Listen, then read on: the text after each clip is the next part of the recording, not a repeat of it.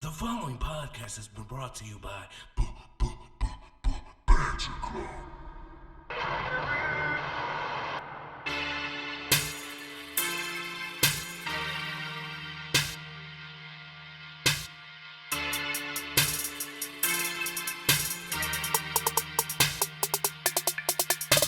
Oh yeah, porn and goodies.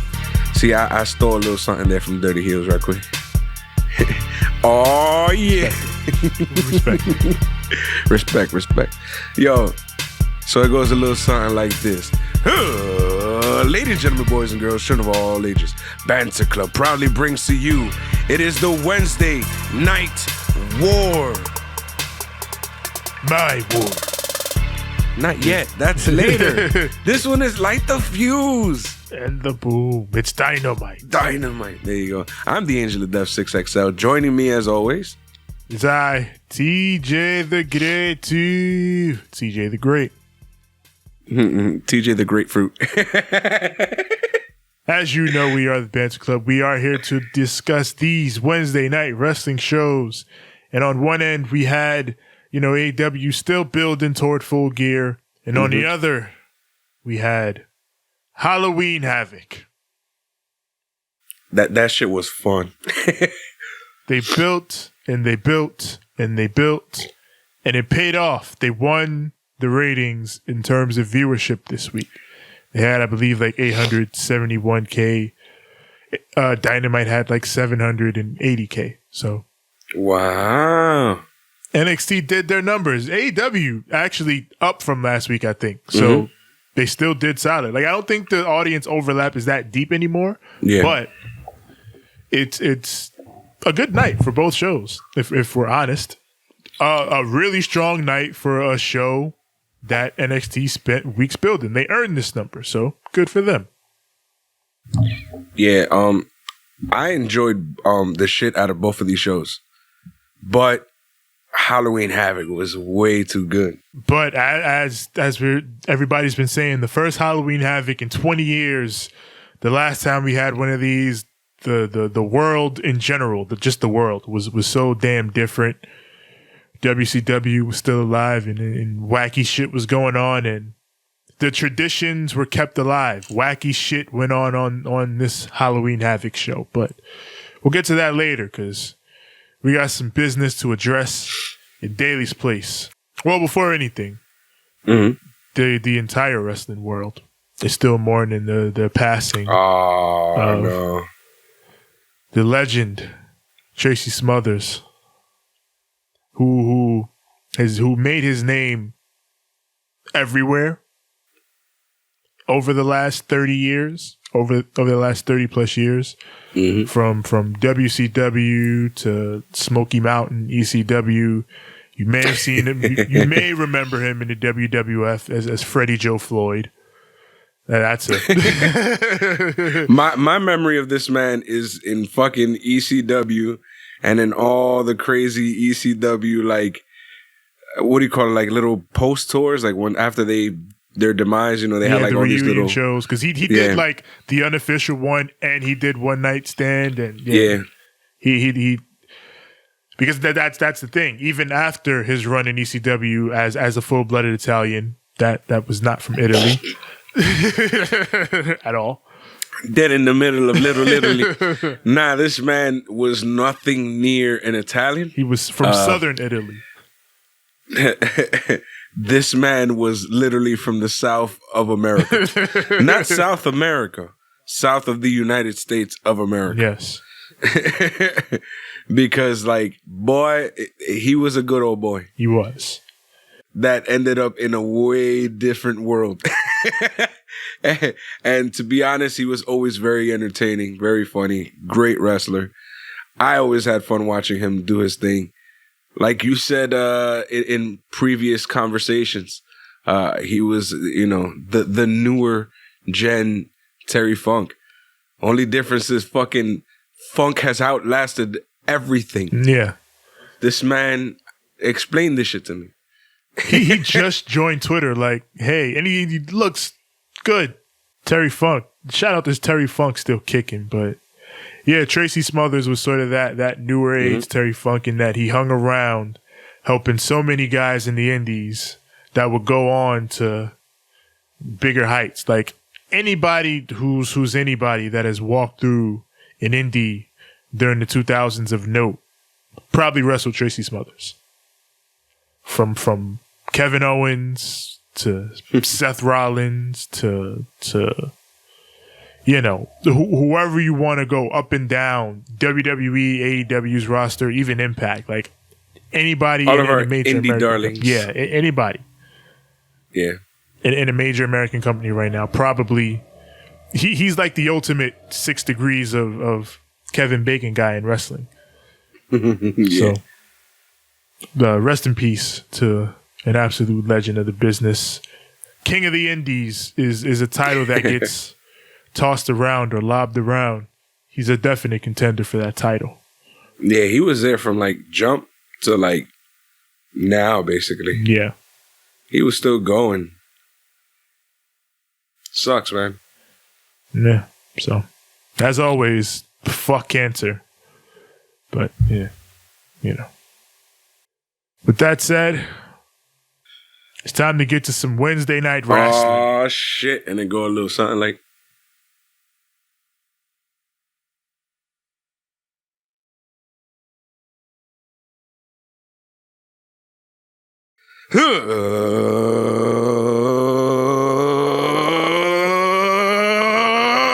Let's banter. AEW Dynamite from Daly's Place. Golly. Shit. We open up with Dasha and Wardlow. Wardlow. He's going to be Metalocalypse Wardlow now. Dasha wants Wardlow's thoughts on winning the tournament, how things would go. But MJF steps in and says, if Wardlow wins that tournament and he beats the AEW World Champion, then I become the champion. Because Wardlow works under me. I sign his paychecks. That's not how that works. Wardlow visibly but silently objects. Like, as soon as he's like, I'm the world champion, Wardlow looks at him like, you what, excuse me? mate? You fucking what? But then MJF's like, yeah, that's cool, right? And then Wardlow's like, sure, whatever you say. Doing his Metalocalypse lips. Wardlow continues to build on his major Batista vibes. But then Sammy Guevara comes in and says, I'm sick of your shit, MJF. What I'm going to do is I'm going to be at that town hall tonight, and I'm going to make sure that you never join the inner circle, that you never get in here. And then MJF, he's like, whoa, what's all this hostility, Sammy? I was just going to give you some compliments, some tips, after your attack on Matt Hardy. If you would have looked in the jacket, you'd have seen I gave you a note on promos. Don't. So then Sammy, he fires up, he gets pissed off. But then Wardlow's theme hits, which saves MJF from getting his ass beat. It's time to wrestle, man. Let's go. Wrestle. Yeah, it's just showtime. Now, when you were saying he gave you Major Batista vibes, I'm like, what if he wears that singlet because he's hiding a belly ring? Well, not a belly ring, but a belly tattoo. Oh, Lord. Major Batista vibes. Oh, Never know. I've always trolled Batista over that goddamn belly tattoo. I'm going to get a belly button tattoo. It's going to be very fucking hard. It's going to be mad gangster. Fucking thug. Cisco vibes, son. Get out of here. That takes us into our opening match of the evening. Tournament semifinal. World title eliminator. Wardlow versus Hangman Adam Page, who this week is emotionally unavailable. Same. So,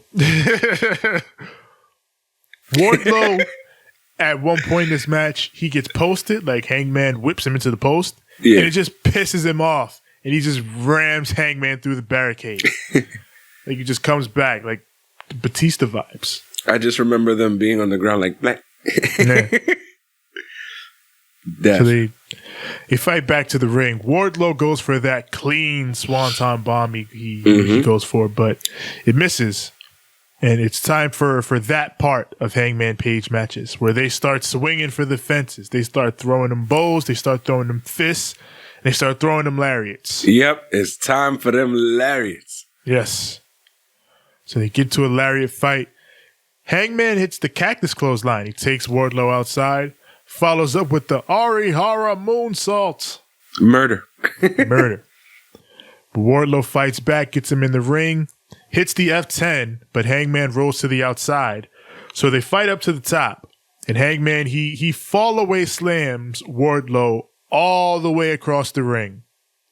Goes to the apron, sets up for the buckshot. Buckshot number 1 only staggers Wardlow, like he's still up. So he just runs to the other side and goes for another buckshot. That puts him down. Hangman's able to pin him and advance to the finals at Full Gear.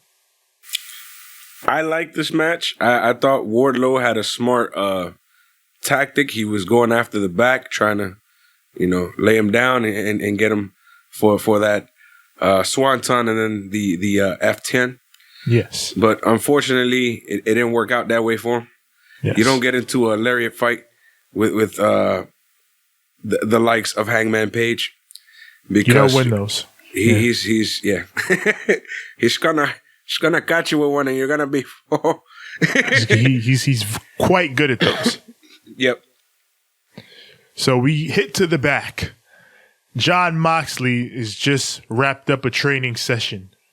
Mm-hmm. Talks about how he's been trying to elevate the AEW World Championship as best he can throughout this whole crazy year.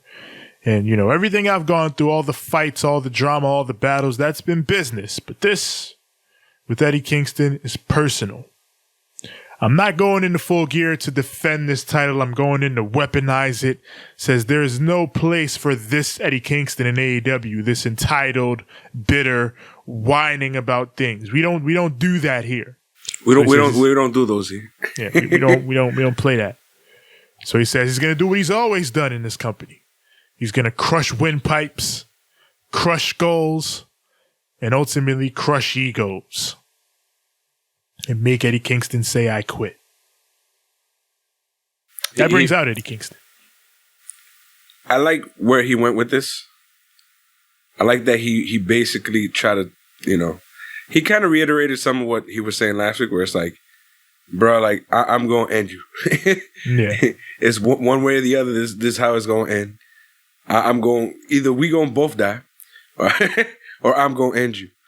And I kind of enjoy the way that he keeps adding story to it and making it feel more and more personal. And then Eddie Kingston comes out being Eddie Kingston, and Eddie Kingston, for some weird reason, I don't think does he know that wrestling is not real? No. Eddie Kingston, this is all a shoot. I don't think he got the memo. Yeah, this is all a shoot. Ain't no works out here. He is hot at Mox for not being here.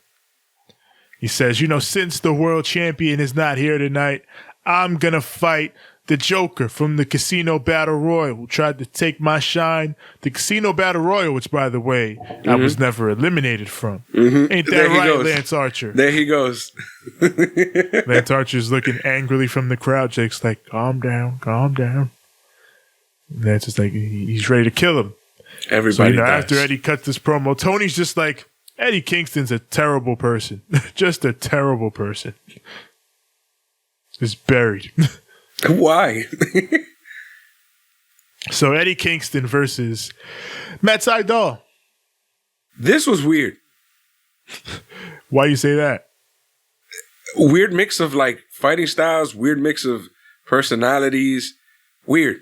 And then also fucking Matt Sydal got too much in here. No, I mean, Matt Sydal's been ever since his debut went the way it went. Yeah.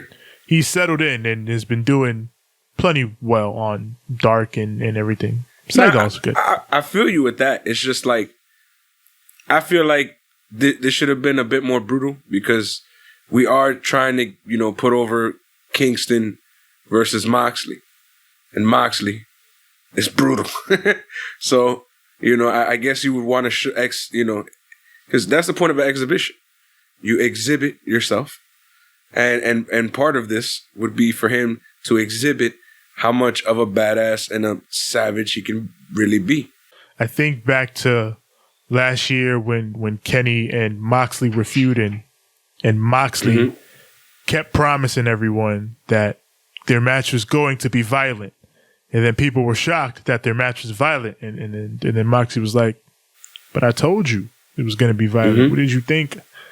So that's what I'm going into this thinking. Like, yeah, it's Jon Moxley and Eddie Kingston. It's going to be savage. We know this. I don't know. Yeah, but that's the thing. We know this. Yeah. You feel me? But I feel they're going in with that expectation that everybody knows this because of who these men have already professed themselves to be. Like they're talking about it in their promos. Like, it's going to take this to beat me. And that's what you're going to see at Full Gear. Of course, talking is nice, but talking is nice. There's a lot of these fans who are not from our world. There's a lot of these fans now that are starting to tune into Dynamite. A lot of these guys who are like, yo, what is this? What is that? And I know this because a lot of these people hit me up like, yo, what is this? What is that? Who's this guy? And I'm like, I never even thought about it that way. I never even looked at it that way. There's people who are just getting back into wrestling because of this show. So they're over here like, well, I want to know more about these people. And they'll ask me, and I'm like, it's intriguing, yet at the same time, like, strange, because I'm so in the bubble. But then I step back, and now I realize, okay, no, you have to, some of these people are so far out the bubble. The bubble. That you got to be like, oh, yeah, no, like, show them this is Eddie Kingston. Yeah. Because, we know him because, we're wrestling fans. We never went anywhere. Like, we were here. I mean, I left for a little bit, but you were there, and then I came back as well. So it was like, okay, cool. But there's people who legit, like, they've been out the bubble since, like, they were in high school with us. So it's like, or maybe junior high with us. So it's like, I'm like, oh, okay. Well, this is how this works. This guy has been here, so on and so forth. But it'd be cool to show them, like, oh, no, this guy's mean. And I mean, they've seen the Cody match, most likely. Yeah. But this would have been should have been a refresher, I feel like. Yeah. And I feel like if they didn't want to make Matt Sydal take a bad L, pick a regular jobber or some shit. Well, yeah, that's what. Yeah, if you're gonna do that, you can't be Sydal. But it is what it is. Regardless, I feel like that's what this match should have been. Yeah, they did have in the post match after Eddie he takes him down with the spinning back fist, beats him with the bulldog choke. He keeps the hold on, and the bunny comes in with the mic, and Eddie he's like, "Say I quit, Moxley." And Bunny presents Sydal with the mic, and he quits. He says, I quit. And Eddie lets the hold go. So there he is, basically sending a message. This is what he intends to do to Jon Moxley at Full Gear. But I think everybody knows you're just not going to put a fucking bulldog choke on Jon Moxley and he's going to say, I quit. It ain't going down that way. I think Eddie Kingston is so fucking crazy that he actually believed that he was doing this to Moxley. Yeah, I'm sure. I'm gonna kill you, Mox. It's a shoot. You're dead, Mox. Step out, Mox. Bro, that's not Mox. That's Mox. Look at him. Stupid face. Look at him. He's a stupid face. But yeah, we got Excalibur with the Young Bucks, and FTR is at an undisclosed location. Mm-hmm. So Excalibur, he asks about Matt Jackson, about his ankle after last week. And Matt, he just powers through anything Nick wants to say about him actually being injured. He's like, it doesn't matter what happened. I'm going to be at Full Gear. I'm good to go. So I'm going to make you laugh. Okay. Are you ready? Sure. My friend goes, yo, why is a luchador doing the interviews? I don't. But why is he's a luchador, right? I mean, he's doing interviews. I don't understand. Excalibur was a wrestler. I don't. I And then you as a wrestling fan just like he was a wrestler. Now he's a commentator. you remember Taz? Yeah, that's what happened. Jerry King Lawler, you know. Yo, Taz is here though. yeah, that did. Taz, he'll be on later. Yeah, Excalibur, he's like, you know, why would you jeopardize this dream match, FTR? And Dax is like, listen, I get that people want to see this dream match, but these tag team championships are more important than any of that, including a dream match. And Excalibur says, you know, there's some buzz about what happened to you last week that maybe it's comeuppance for how you've been acting recently. And Matt says, you know, maybe, but, you know, I don't regret the way we've been acting lately. I don't regret what we've done because we've been through so much over this past year. So Excalibur, he wants to ask Nick a question, but FTR just gets pissed off and like, are you going to ask them all the questions? You're not just going to ask us anything? You're not going to give us any time to talk? Well, you know what? Fine, we're out of here. And they take off their mics and leave. So Excalibur, he talks to Nick and he's like, you know, I don't know if I want to do or not do the stipulation. And Matt says, you know, we've always thrived with our backs against the wall. That's who we are. We're the Young Bucks. So we're putting it up. If we don't win at Full Gear, we will never challenge for the tag team championships again. They're pulling a Cody on themselves going into this match. So are we going to make TNT tag team titles? Yeah, see, the thing to do is trios titles. But leaving that alone, I don't know that this is necessary to do. The stakes are too high. Yeah, like the stakes were high enough. This is the dream match. The Young Bucks and FTR. This is it. You've done it. Tevin, how would you go about making high stakes? What they did. They did it. So before this, I mean. The stakes were plenty high when the match was announced. It's one thing if all right, I've come to accept maybe Cody will never be the world champion. Okay. Yes, but he will. They'll eventually find a way. The same. They're gonna. Something's gonna happen where they're gonna. All that they're stuff saying is gonna. They're never gonna go back on that. We'll see in the coming years. But regardless, that's the stipulation. As it stands right now, Cody will never be the world champion unless that changes. It's gonna. I don't think they can do that with the Young Bucks. It's the Young Bucks, and they haven't held the belts yet. I don't know. The only way to go about that is to split them up. Merch Freak singles run. Nick has been teasing it on BTE forever. That's the only way. But hopefully they just win so we don't have to fucking... Right, because that's it now. If they win, we don't even have to deal with that stipulation. Yep. But if they lose, then they're going to fucking forcefully book themselves into a corner because they wanted to. We wanted to. Yeah. So, I don't... The TNT title worked out. So, I don't know. Maybe they got a plan. We got the town hall meeting. What have I become? The Inner Circle. MJF. The Jericho Orange Cassidy debate was the best of the political season. Those presidential ones were dirt. Trash. We had a Luchasaurus. Yeah. So this town hall, of course, topped those as well.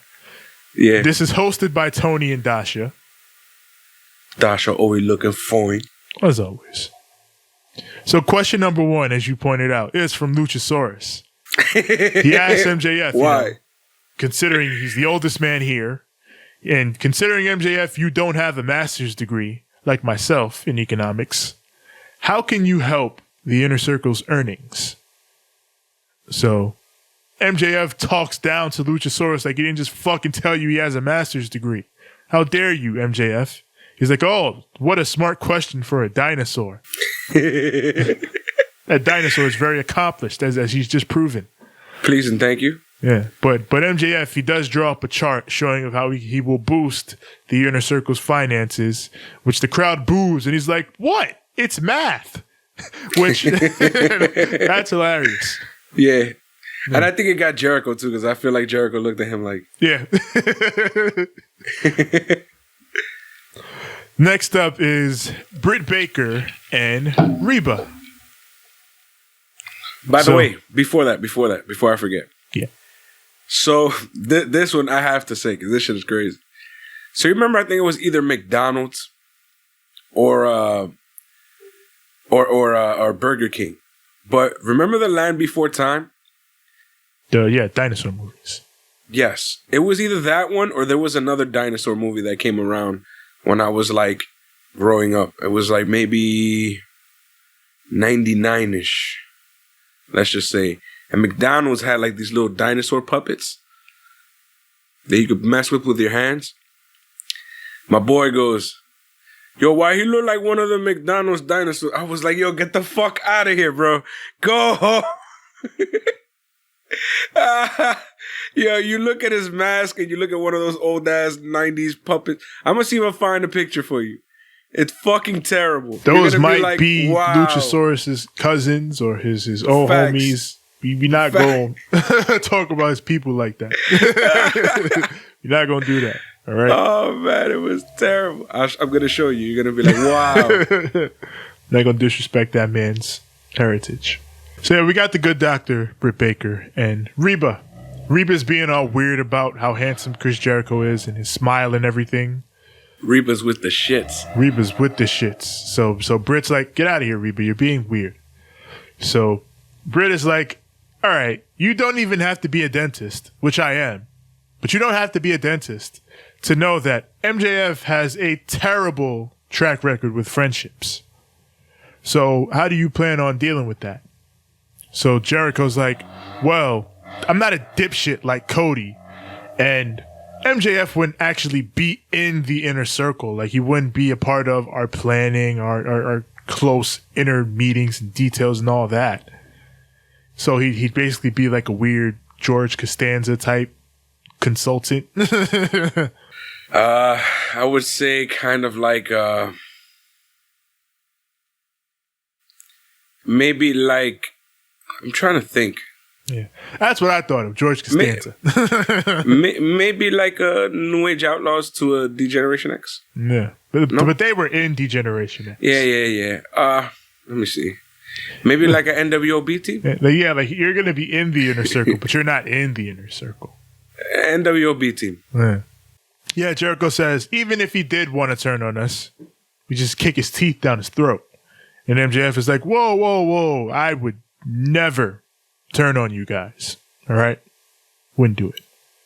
So it brings up Peter Avalon, who shoots his shot. Can I join the inner circle? So wow. they just look at each other and then they laugh and they're like, no, you cannot join the inner circle. Maybe if he would have beaten Brandon Cutler on Dark, but he didn't. Damn. So still winless. Still 0 wins in AEW for poor Peter Avalon. No dubs. Yeah. So next question. Eric B. from Cody, Wyoming. Big time podcaster, as JR points out. Oh my God. Big time podcaster. I'm going to show my age. When I heard Eric B., I was like, yes.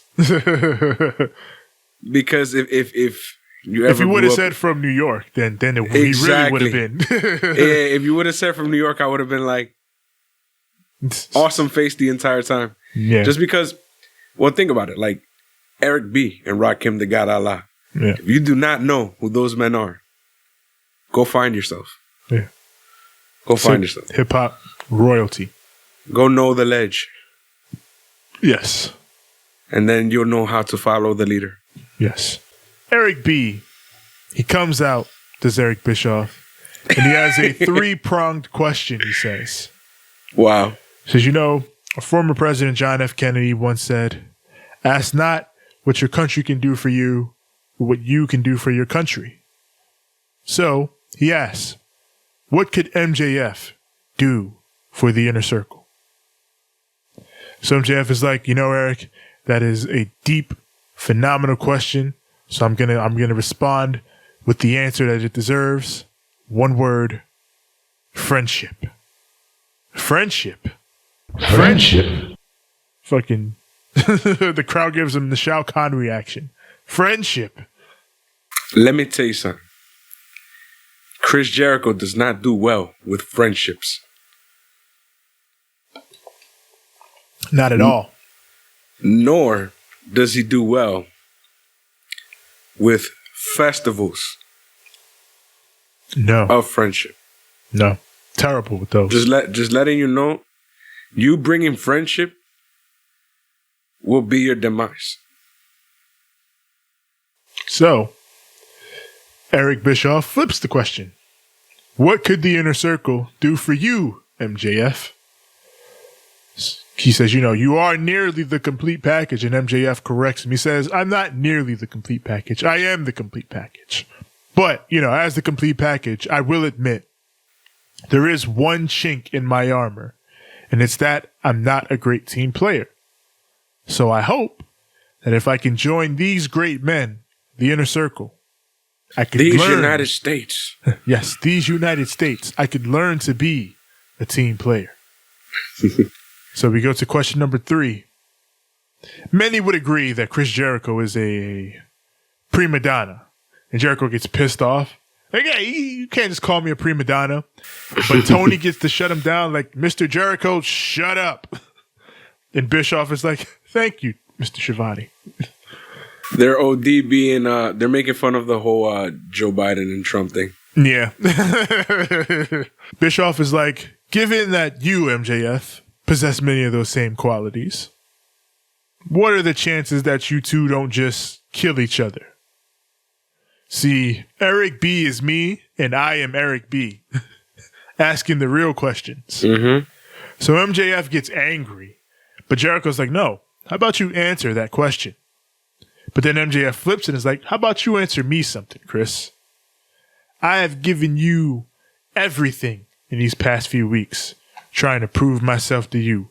Up until last week, where I gave you the greatest segment, not only of your career, but of professional wrestling history. Shut the entire fuck up. Because, to be honest, we liked it a bit. You know what I'm saying? I mean, you loved it, but I liked it a bit. I liked it. and a lot of the world was like, nah, fam. Nope, not with the shits at all whatsoever. So it's like, it was pretty good, not the greatest. But who would Jeff be if he didn't think his shit didn't stink, You're right.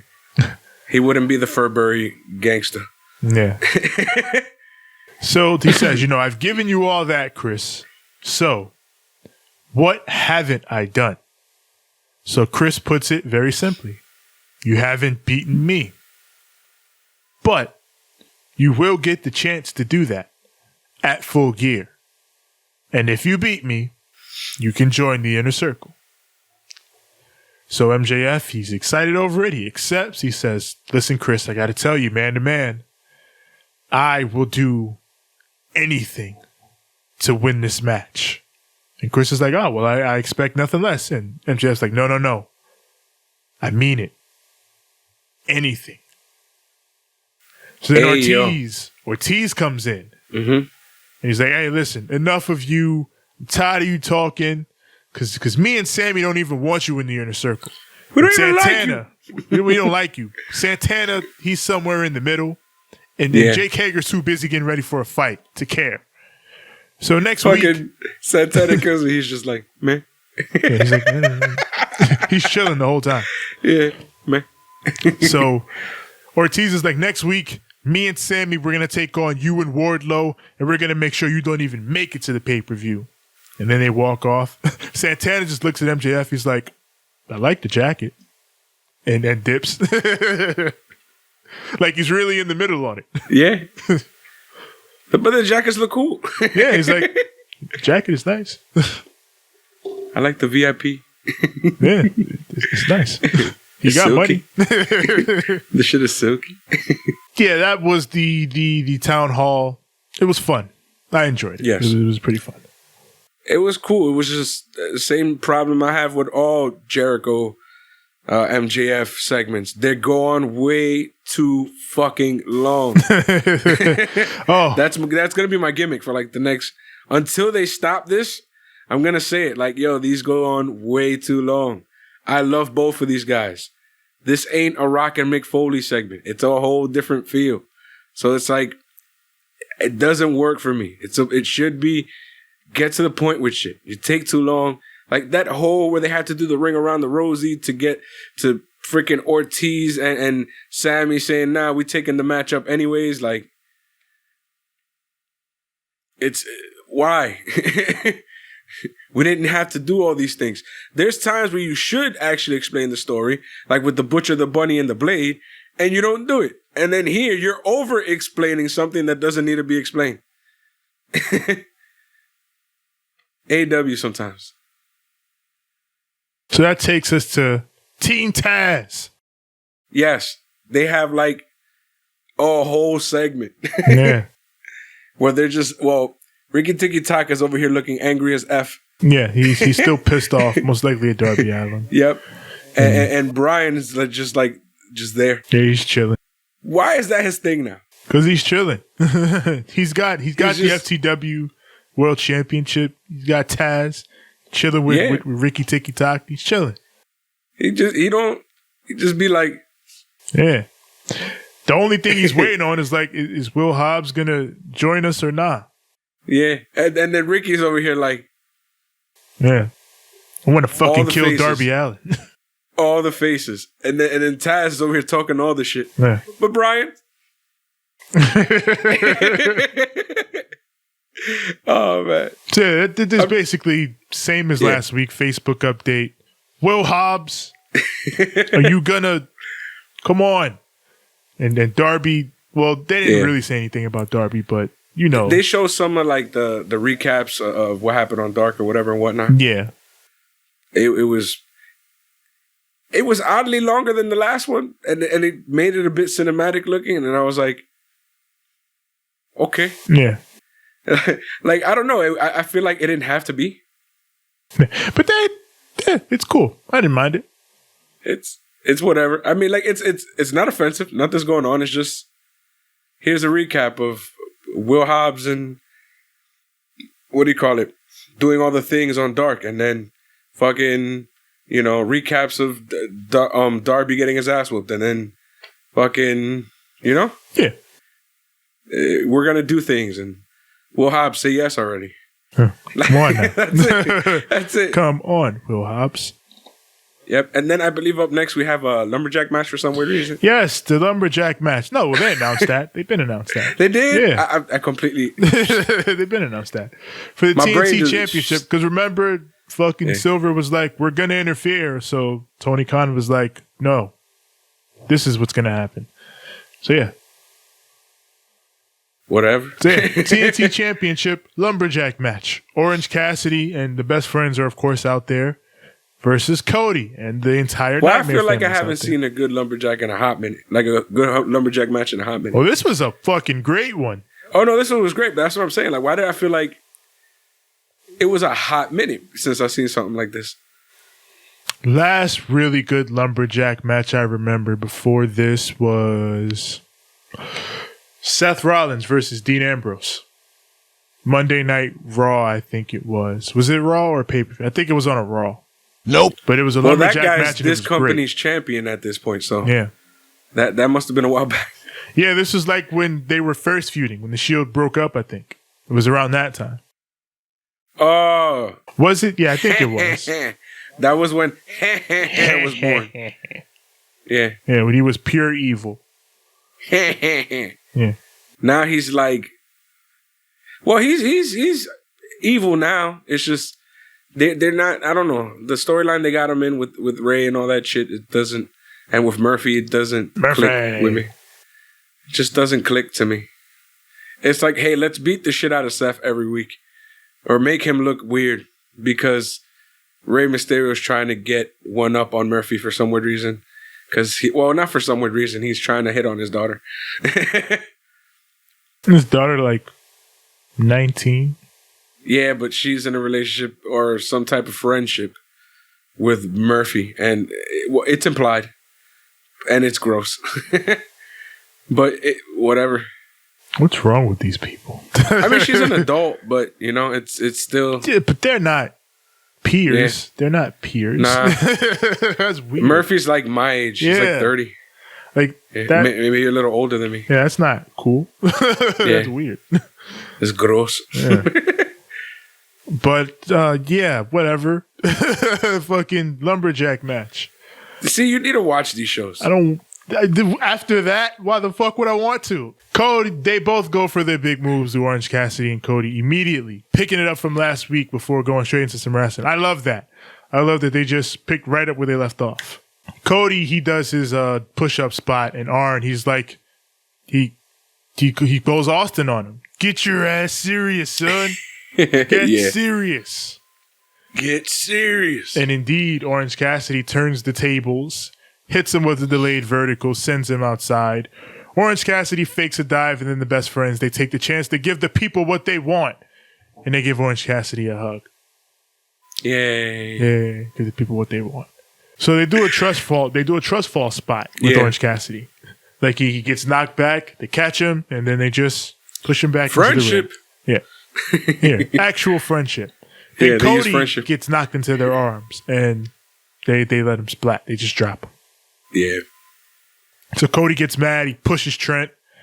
So when the ref's back gets turned, Trent pops him one, gives him a receipt. For no reason. Yeah. So we go toward picture-in-picture. We get to the end of it. Cody finally gets sent into the Dark Order, which kicks off mayhem. They start to jump Cody. Then Orange Cassidy goes out to stop them. Yep. All the lumberjacks get involved. It's a big brawl.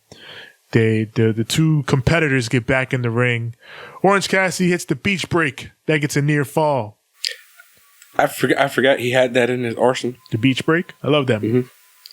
I forget sometimes, and I'm like, oh yeah, he does that. Yeah. So then the homie 5 hits the ring, and that allows Silver to come in, hit OC with a pump kick, and then fucking Arn Anderson with the goddamn Waffle House menu. Knocks OC in the head. Cody didn't see it, but that allows him to get the crossroads for the victory, but it's practically lost in all the Dark Order mayhem as fucking Sting looks on from the rafters. Yeah, everything goes to shit. Yeah. I was just like, what is going on? And then fucking fucking Darby Allin off in the rafters thinking he's Sting Jr. Yeah. I was a little thrown off at the ending, but that was a great lumberjack match. Fucking Cody and Orange Cassidy have sharp ass chemistry. They're really good together. OD. So, we got Marvez. He wants to interview the best friends, but Kip and Miro walk up to them, offering peace and love. That they have a peace offering. Yep. They even have Penelope Ford as female Orange Cassidy. Yep. So she presents them with a gift, gives them a thumbs up. That was hilarious. And then she's gone. But it's a trick, not a treat.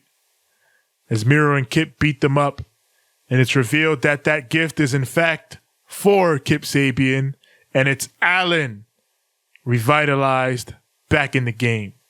Oh. Yeah, so a good night for Kip and Miro. Not so much for the best friends. They're dead friends. They're dead friends right now, yes. Yeah. Up next, the NWA World's Women Championship on the line. Woo! The new champion, Serena Deeb, defends against Layla Hirsch. Woo! So yes, the rumors are that Thunder Rosa may be WWE bound. Oh no. Now, Billy Corgan did say she is signed to the NWA through 2021, Yeah, yeah. So I imagine if she was going to WWE, it ain't no time soon. But nah, because she signed, I believe, for the next year. yeah. But I don't. That was the scuttlebutt around Serena Deeb beating her for the championship. Mm-hmm. So I don't know what exactly. I guess we'll figure it out in the coming weeks. I mean, her picture's still on the title. Yeah, and they talked about her and everything. So yeah. So I don't know. We'll see. Might just be storyline to keep the title fresh, so that when they come back, they Yeah. Maybe.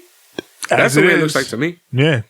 This is how things are working out. Serena Deeb is the NWA Women's Champion, and man, that's fire.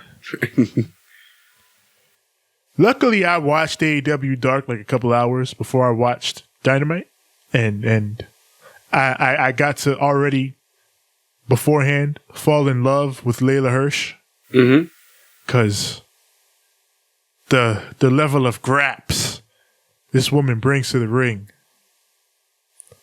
Fucking hooker shooter style, the shit she brings to this division.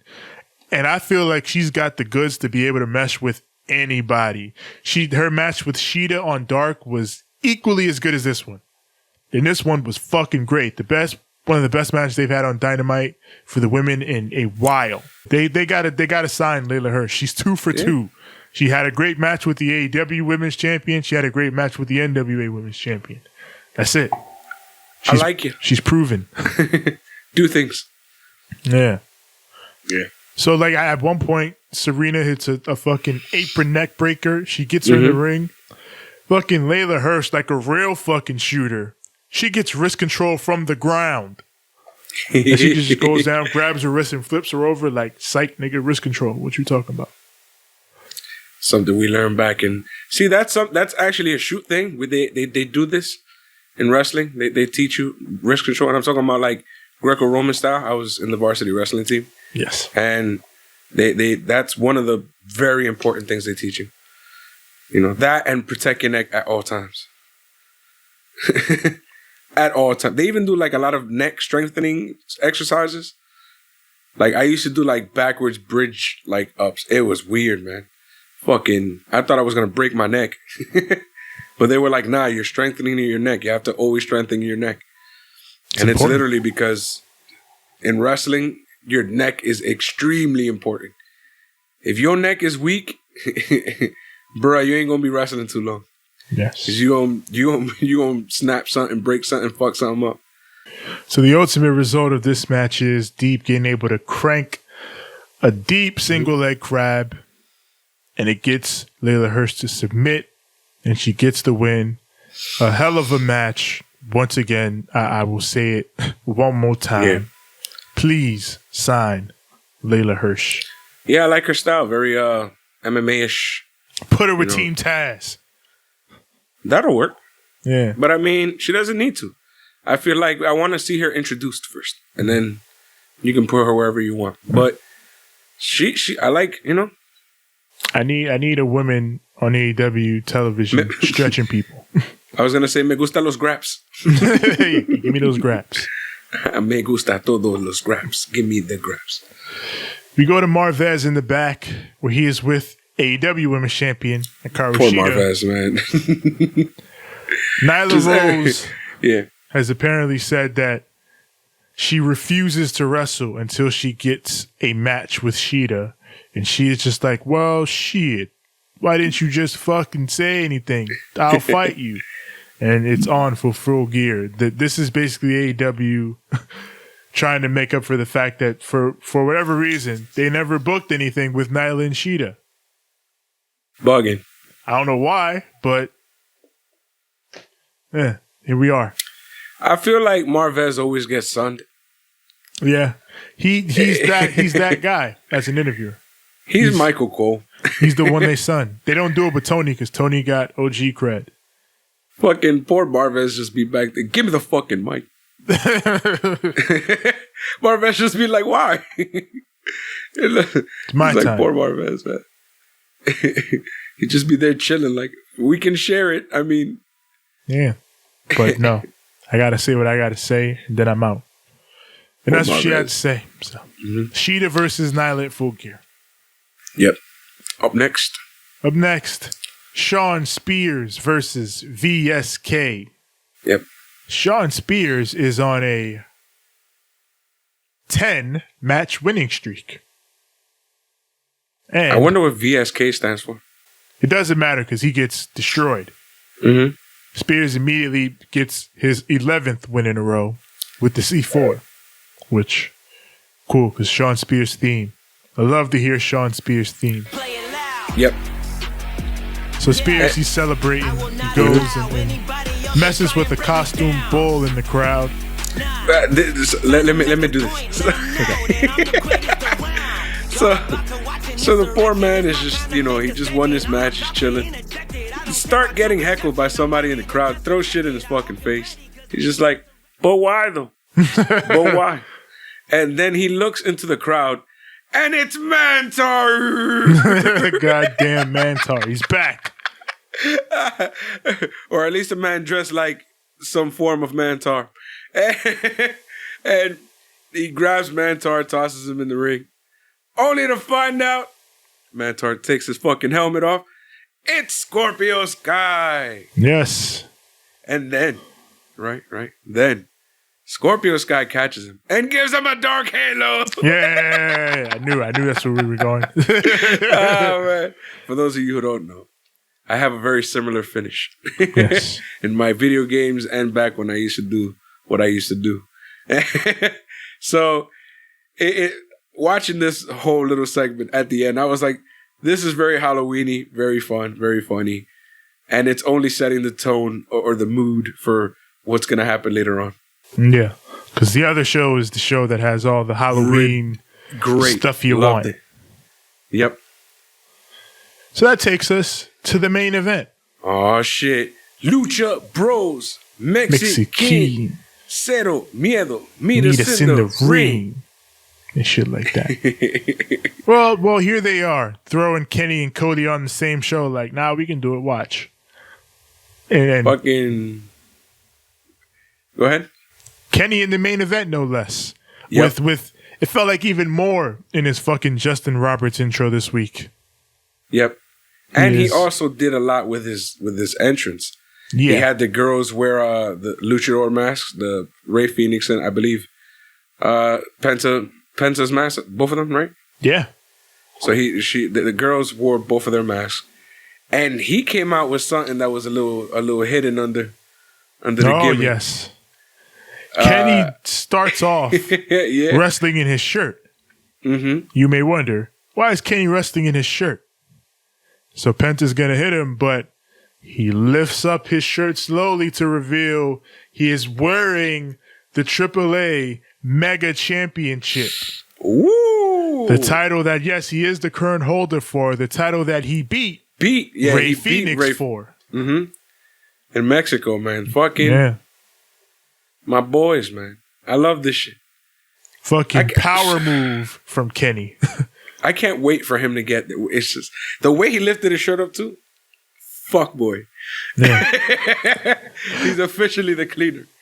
I was wondering why he was wrestling in the shirt too. I was like, wait a minute, why are you still wrestling in this? Oh, he brought out something that I love: title belts. Yeah. Yes, not just title belts, fucking lucha title belts. For those of you who don't know, I used to be a fucking lucha mark growing up. I used to watch AAA and CMLL fucking weekly with a passion. Back when we had time to do things, and I used to be a complete and total mark for this shit. I used to watch it. I believe it was on. It was either Galavision or Telemundo, one of the two. But I think it was Galavision. And I used to literally sit there every single Saturday and Sunday and watch all the Lucha Libre reruns and all that shit. So, yeah, man, to see this title belt here was fucking great. And it reminds us that Kenny Omega is a world champion. He is a champion, for God's sakes. Jesus. He can do it. He has done it on all levels. Mm-hmm. And Kenny and Penta have a chop battle, big chop battle. And then Penta's going to do his gimmick, his cero and his miedo. But Kenny breaks it up and beats him down. He hits the Snapdragons. He wants a third Snapdragon, but Penta blocks it, goes for a big chop, but Kenny hits him with a huge knee. Kenny was throwing them knees like, I need them knees to be thrown in this match. Facts. He was Shinsukeing the shit out of those knees. Yeah. Hits him with a monster V-trigger, goes for the one-winged angel, but it's blocked. So Kenny hits a second V-trigger, puts Penta up top, but Penta knocks Kenny down to the floor. And then fucking nails a destroyer on the stage. Yeah, that shit was fucking insane. Then follows up with the package pile driver in the ring. That shit gets a 2.9.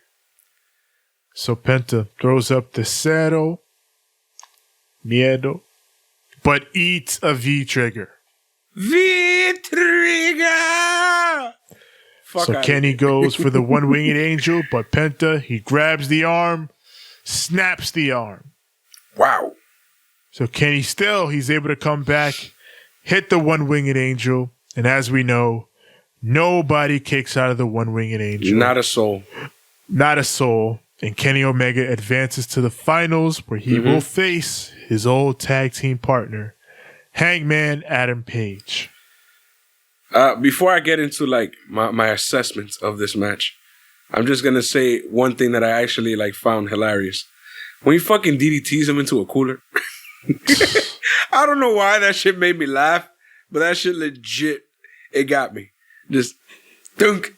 I don't know why in my head I just had vibes of being at the beach and just like grabbing one of your little cousins, just DDTing his head into the fuck. Yeah, just real quick. Think.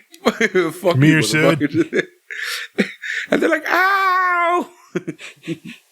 Oh man, poor kids. When I was a kid, I wasn't a devious kid, but sometimes I do shit like that just because I felt like it. Yeah, every kid, had their their moments. Yeah. But yeah, now to the assessment of this match. A lot of people are going to be upset that, yes, this is the obvious choice. Yes, both of these matches were extremely obvious. A lot of these people are going to be like, oh, then what was the point of doing the tournament and blah, blah, blah, blah, blah. Well, it's to give off a better story. It gives you story, and yes, they did the obvious thing, but sometimes the obvious thing is the right thing.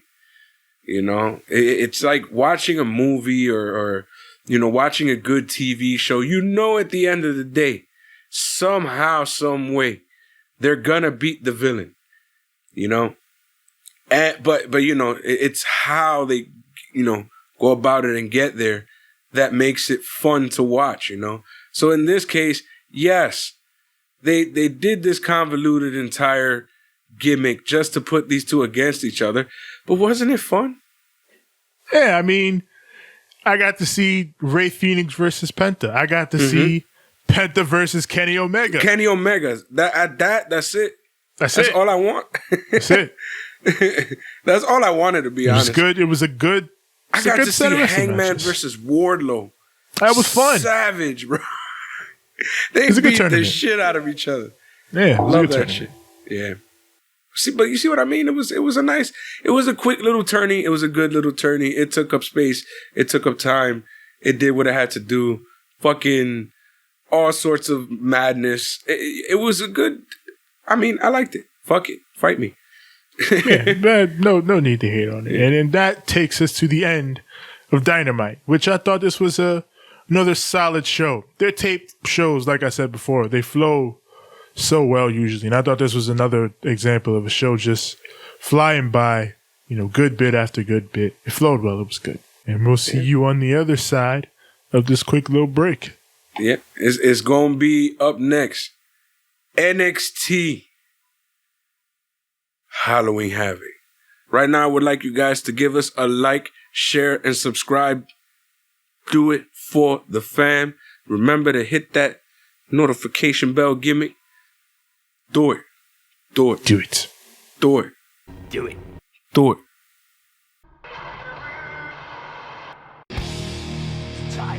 And now, it is time. Time to play the game. Yeah. and all that. You know how this goes. It's my time. It's my war. It's my show. Whose war is this? The war is mine. The war is mine. It's mine. It's mine. It's mine. Whose war is this? Whose war is this? It's the game. Because I am that damn good. And I have, what was it, a $2 slut for a wife? Yeah. Fucking Rock, bro.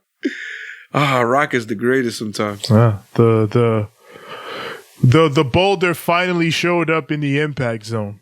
Yeah, that was dope. That was dope. Cool. He did that. He did it for his boy. Yeah. Did it for his boy. And Shamrock was one of my favorite feuds growing up in 97, 98.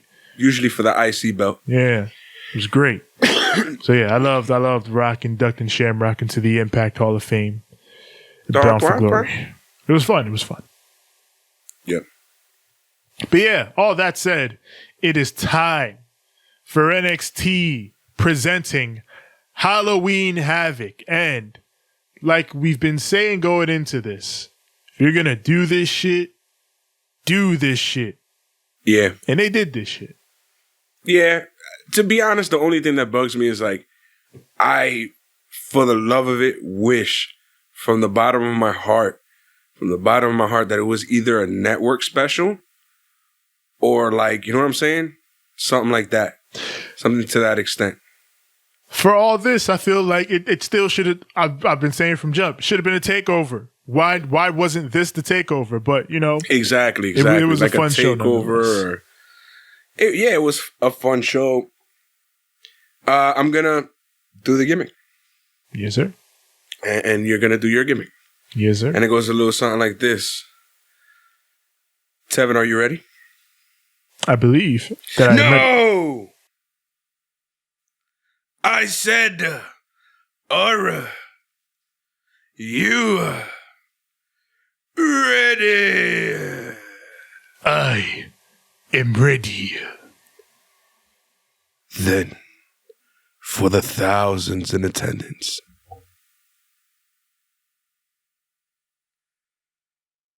and for the millions watching and listening at home. Of you.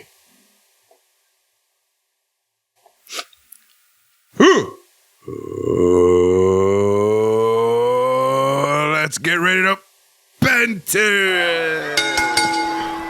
NXT's Halloween Havoc from the Capitol Wrestling Center. This entire pay-per-view is all. Do you remember that pay-per-view I made in the game? Which one? It was like Wicked Games or some shit like that. Something along those lines. This was the entire look of my arena. They stole my shit. Damn it, pal. The orange ropes and everything, my guy. Goddamn orange rope. Yeah. I appreciate the orange ropes. Oh, man. They did it all. They got the orange ropes. They got the spooky snick voice like they had back in the 90s for the WCW ones. Yep. They got a spooky stage. They got a pumpkin. An inflatable pumpkin. Yes. But they got a pumpkin. The WCW's was inflatable too. Yeah, but I mean, it was bigger than this one. They don't have as big of a stage, mofo. I know, but you know, I wanted to see the pumpkin.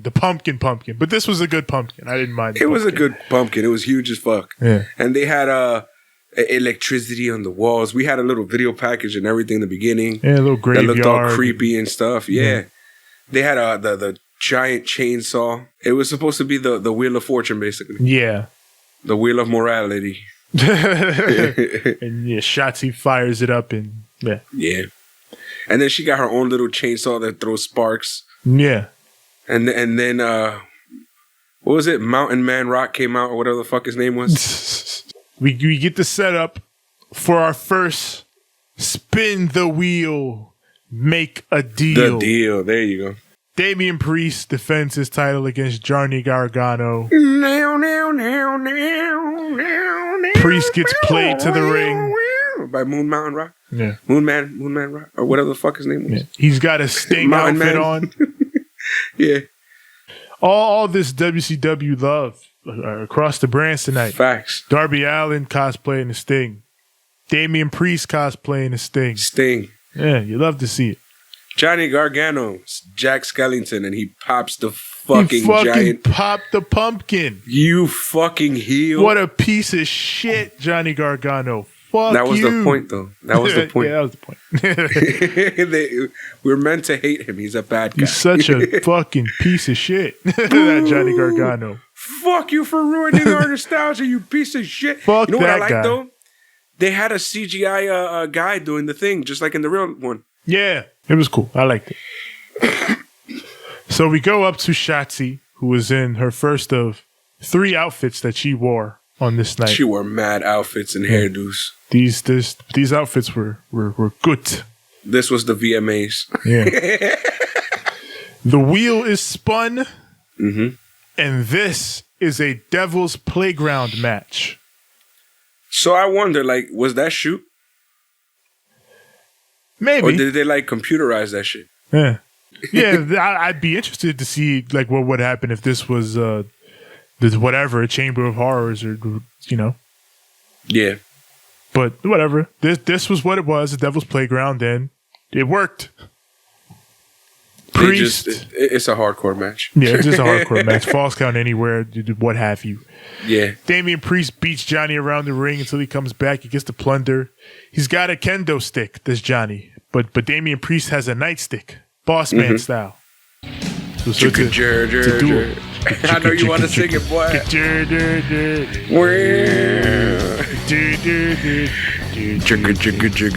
Real shit. You thought I forgot? Yeah, it's that real shit. So Johnny, he gets sliced bread on the steps. That gets a 2 count. Damian Priest comes back, nails the broken arrow on the announce table. Johnny gets they fight up to the top of the stage. Yeah. Johnny gets jump scared by a fucking prop in a coffin, and he super kicks the prop. Like, fuck, super kick. Genius. I popped big for that. Yeah, that was silly as fuck. There's certain little things, but not in this match. This one was good with that stuff, but they went ham on another match. But we'll talk about that later. Yeah. So you know exactly what I'm talking about. He scampers off to the back, and Damian Priest gives chase, but Johnny takes him out with the fire extinguisher. And then they go to picture-in-picture where Damian Priest throws Johnny Gargano through a fucking wall. So they fight over to the wheel, which remember, Johnny hates wheels. He yells at the stupid wheel. Stupid fucking wheel. Yeah. Then Damian Priest goes for the reckoning, but he's attacked from behind. By the Ghostface Killer. By the Ghostface Killer. It's Scream. Oh, man. So Ghostface, for those of you. Yeah. If you've ever seen the wildly popular Scream movies. Yes. Yeah. If you've ever watched any horror movie in the last few years. Yeah, this mask is popular. Yes. Man. It's this, we used to call it the Scream mask growing up. Yeah, because we found out his name was, Yeah. We found out his name was actually Ghostface, and I was like, well, boo. Yeah, there's already a Ghostface. What do you... And he raps. Yeah. You don't need another one, all right? Well, anyways, this Ghostface seems to save Johnny. Yeah, he saves Johnny. Johnny hits a DDT off the wheel. And then the Ghost hands him a tombstone, which he uses to murder Damian Priest. He hits him with the tombstone. Priest is knocked all the way down to the ground. And Johnny is able to pin him to become a 2-time North American champion. To be honest, to me, like, when I saw this, at first I thought Johnny was like, who are you? To this Ghostface guy. And then he starts doing the laugh. But at first I thought he was shook. I was like, oh, does he not know who this is? Yeah. So I wonder, like, does he or does he not? I'm pretty sure he knows who this is. Because if I'm one to guess... Well, we'll talk about it later, because... Who could it be? This is not the last we see of this person. Yes. Continue. So we go to commentary where Wade Barrett mocks Vic Joseph. He's like, "You're dressed absolutely ridiculous. You're Waldo." He is dressed as Waldo. Which I found out in the UK, they actually call him Wally. Where's Wally? Interesting. Yes. So, Waldo here, Wally over there. Yeah. Cross the pond. So, while Wade Barrett is just having the time of his life laughing at Vic Joseph's stupid costume, Vic is like, "Well, come on now. You didn't even dress up. You challenged me to this contest. You didn't dress up." And Wade's like, "I did dress up. I'm Bad News Barrett." He had a little gavel. That's it. Yeah, he just had a gavel. He's like, "I'm afraid I've got some bad news. Dang. Due to your ridiculous costume, you've lost the costume competition. I'm the winner." But he did look like Where's Waldo. Like, if I could think of what he would look like as an actual person, he would look like Vic Joseph dressed as Where's Waldo. It's as goofy as it sounds. Look at him. Yeah, he's Waldo. Yeah. So Wade Barrett is just a clown. So we got Cameron Grimes in the back. Yep. And William Regal comes up to him going full creepy British person in a horror movie. Mm-hmm. "You need to come with me to the parking lot." "Why I gotta go to the parking lot, Mr. Regal?" It's time for you, sunshine." Where am I going?" And he takes him out, and Cameron Grimes is like, are you going to come with me? And he's like, "I'm afraid I can't go with you, sunshine." And he just closed the door. Yep. And I like that his logo was behind him, but for some weird reason, the way they had the lighting set up and all the creepy stuff around it, it kind of looked Ouija board style. Yeah. That was badass. Cameron Grimes is entering his own horror movie tonight. Yo, he's a great actor. I would hire this man for a film. Oh, yeah. To watch this man be tortured for an hour or two. It's all him acting. But we'll talk about that later. Let's get on to the next. Yeah. So we head out to the ring. Yep. Pat McAfee is here alongside the new tag team champions, Oney Lorcan and Danny Burch. Pat says, tonight is Halloween Havoc. What many would consider to be the second greatest night on NXT in months. Of course, the first being my debut at TakeOver, which everyone agreed was the greatest debut in the history of this business. Cringe. Even the idiots of the IWC agreed. Cringe. He says, after that match, Adam Cole, he never thanked me for that moment, for that big moment that I gave him. And, I wanted to take him out, but I couldn't. I had so many things to do. I had to launch this show and that show and this YouTube channel and that podcast. I just had so many things to do. So I decided to pay off Ridge Holland with the Mercedes to take out Adam Cole. Exactly what I said, but still cringe. Yeah. But then I watched that guy get his leg destroyed. So I decided to reach out to the guy who took out my guy so he could be my guy. And he signed up Oney Lorcan and Danny Burch, who initially said no, but then they lost to the Undisputed Era and decided, we'll take you up on that offer. And then here we are. Boom. Out comes Kyle O'Reilly, alone for revenge. Yes, because everybody else is dead. Yes, but then he is not alone. As we get the return of the Bruiserweight, Peter Dune.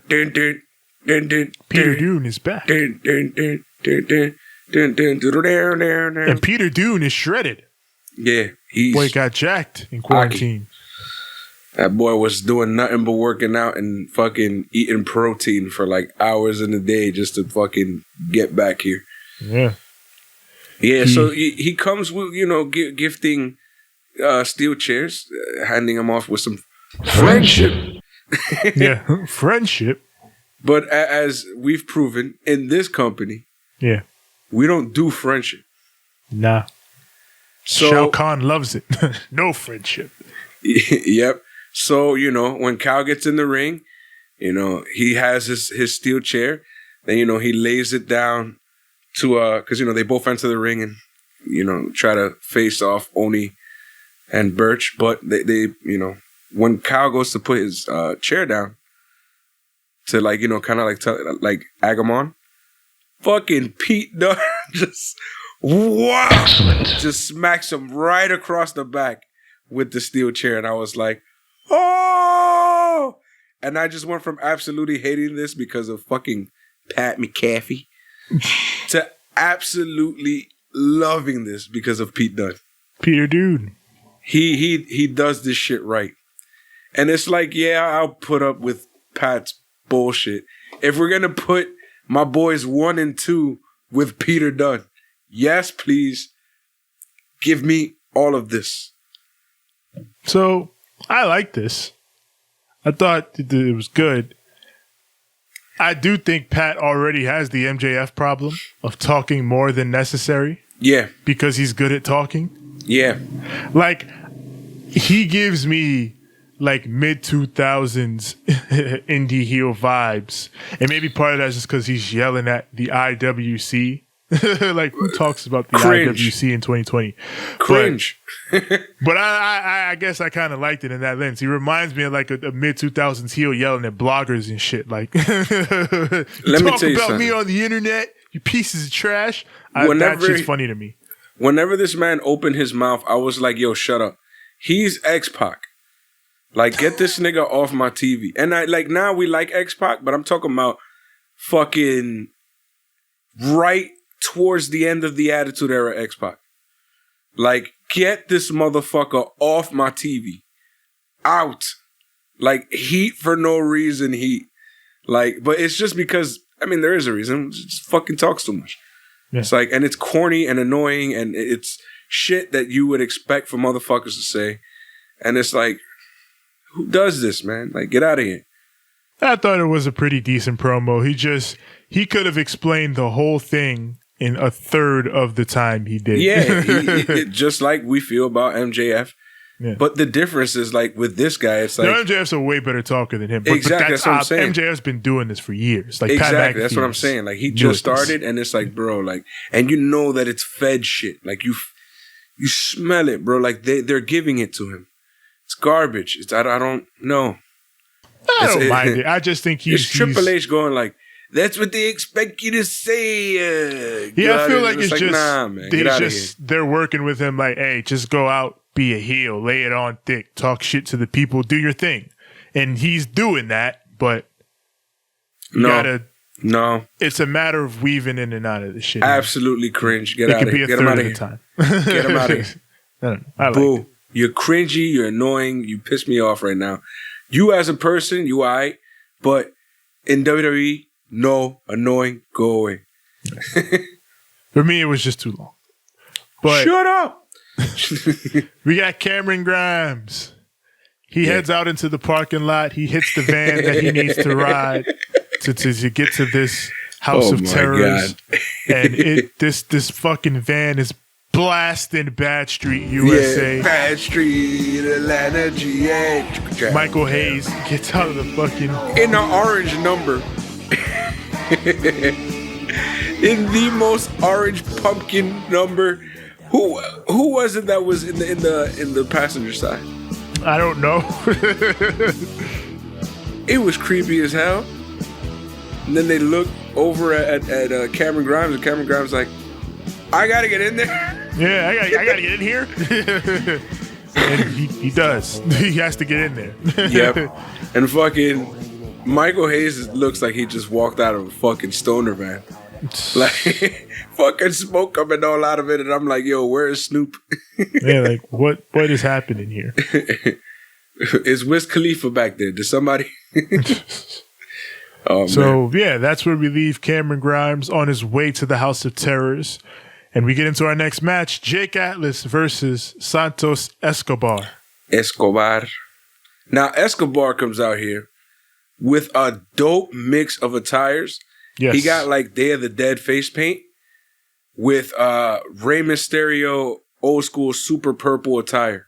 The Halloween Havoc 97 gear. Yep, the absolute purple.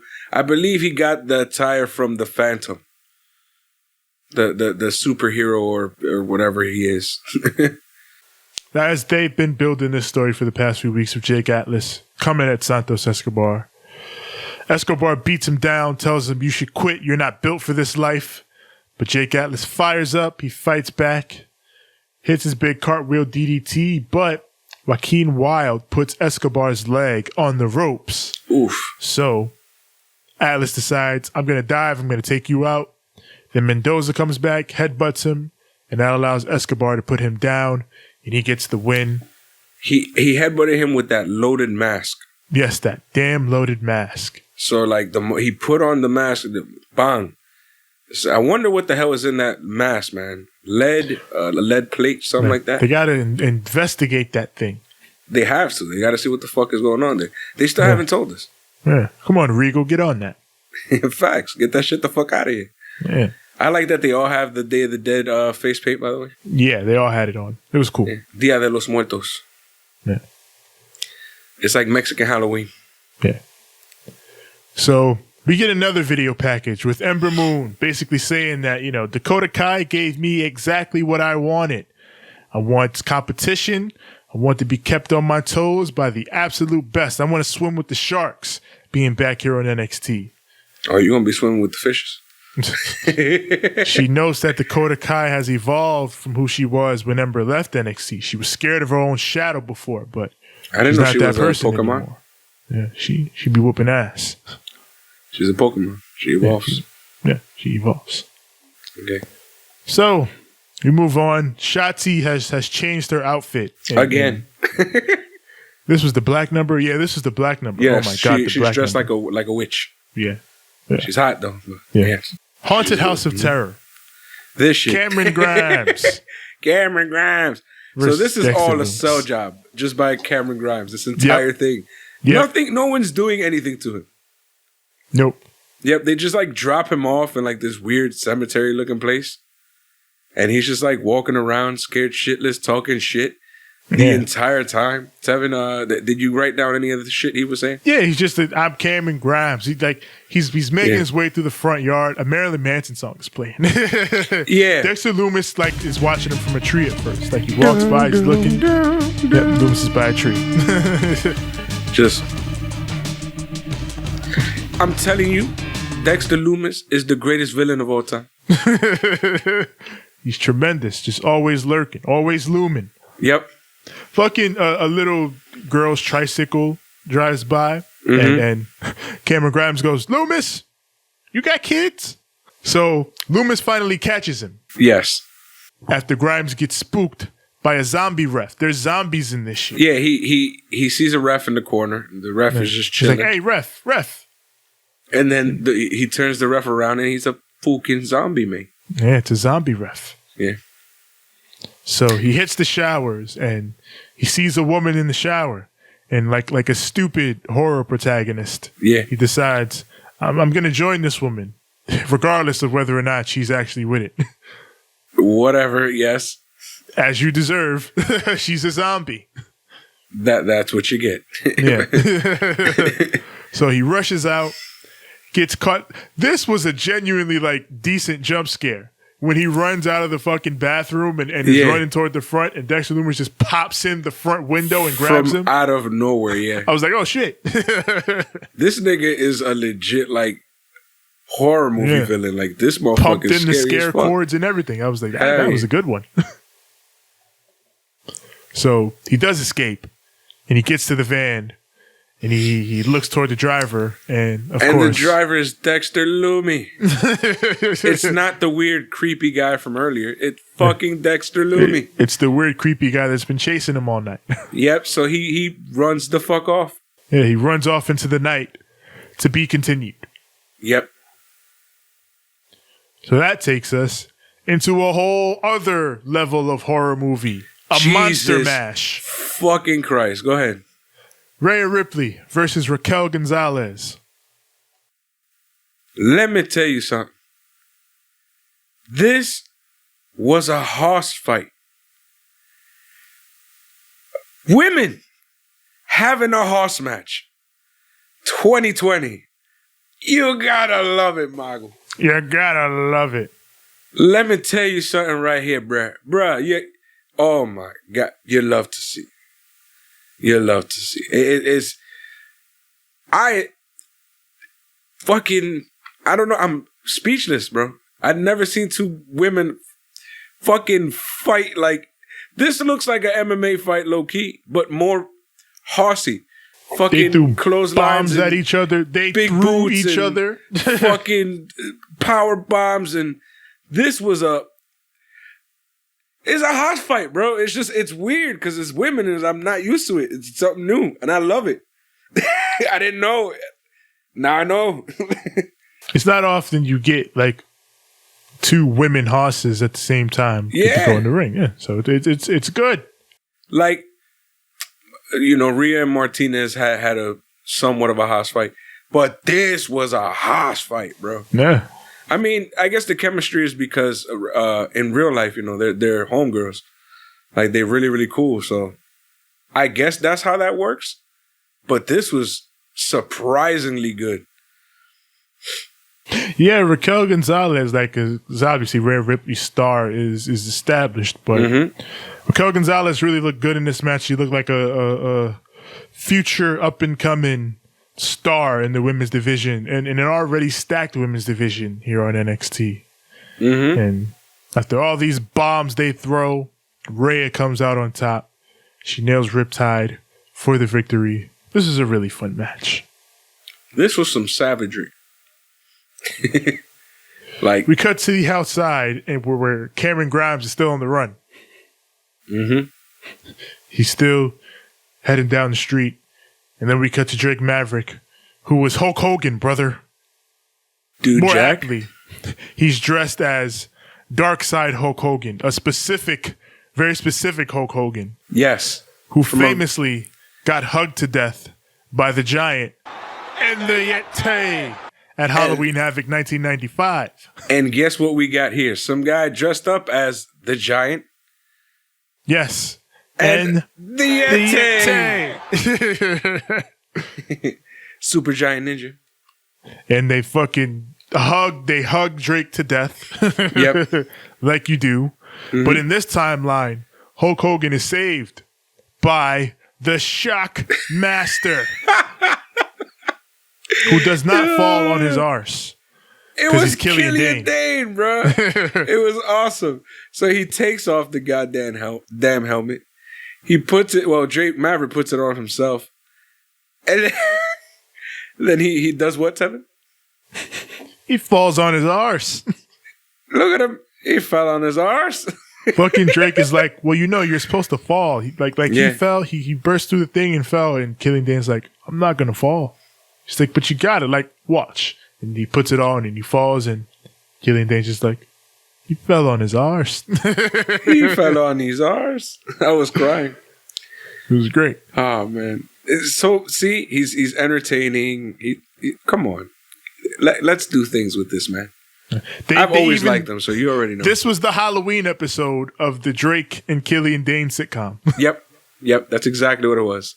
Yeah. You know what's crazy? I was complaining and I was crying that I wanted all this Halloween stuff. And they fucking gave it to me. Look at Triple H. I got you. Oh, word. I say no more. Barber, say less. He knew what you wanted. He had you.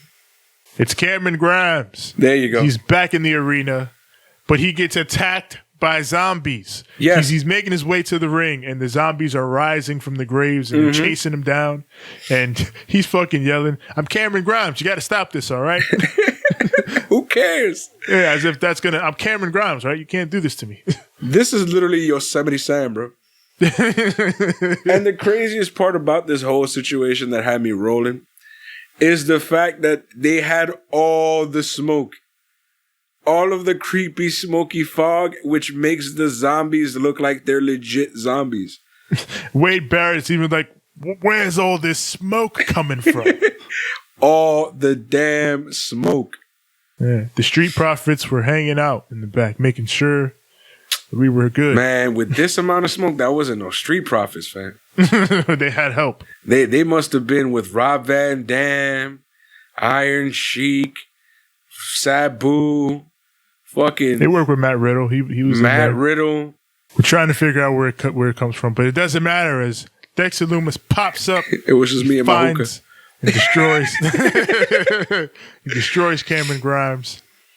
And then one of the zombies pops up. She fucking just crawls around Dexter Loomis like a fucking. It was some boss level shit. Weird demon. Didn't he say Cameron Grimes when they were like doing the crab walk? He was like the king of the crabs or some shit. Yeah. I remember he was like they were like walking backwards and he's like, "What are you doing now? I'm the king of the crabs. I'm Cameron Grimes. So this zombie goes up on Dexter Loomis' shoulders. Yo, some creepy fucking horror movie shit. He throws her at Cameron Grimes. Mm-hmm. And Wade Barrett just goes, "Zombies are legal in this match." Fire him. He's already fired. Good to know. Yeah. you gotta be aware of that kind of thing. So Dexter Loomis just puts on the silence, chokes this man out. Yep. And then walks off. And as he reaches the top of the ramp, you see it on the screen. The end. Yep. And then, everything fades to black. All the light comes to Loomis. And I guess he won this match. Doom, doom, doom, doom. That's the theme song. This was some schlocky B-movie shit. I loved it. It was hilarious. It was stupid. It was Halloween. Everything. The props. There was zombies. The zombie ref. The weird van. The creepy zombies in wrestling. Like I'd expect that shit from Impact. Thank you, NXT. This is going to be on Sci-Fi tomorrow. Yes. This is what they wanted for ECW when they relaunched it. But they didn't have Triple H doing creative. Yeah, he'd have given you some good shit if it was like this. I'm still creeped out by the bitch who climbed this back like a monkey. That was some shit. Some spider shit. It was crazy. He just threw her at him. Yeah. Projectile person. Right? Like he's a boss and like that was one of his attacks. I throw a zombie at you. You know what I want Dexter Loomis to do? I want him to get a shirt and a tie and a nice cardigan. Like I want him to look like that.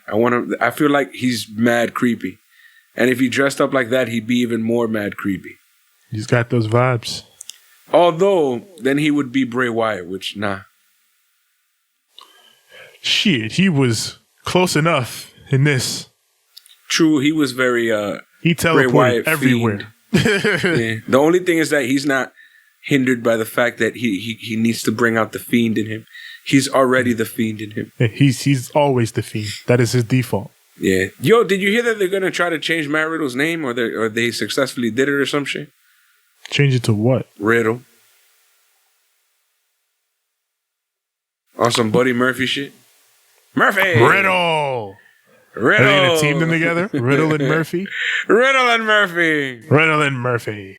Murphy's Law and Riddle Me Fiddle. I don't know. Fuck them. Riddle me this. Riddle me this blunt that right quick. Make him the Riddler. Fucking Evil Uno was the Riddler on BTE. That shit was great. Damn, I gotta watch.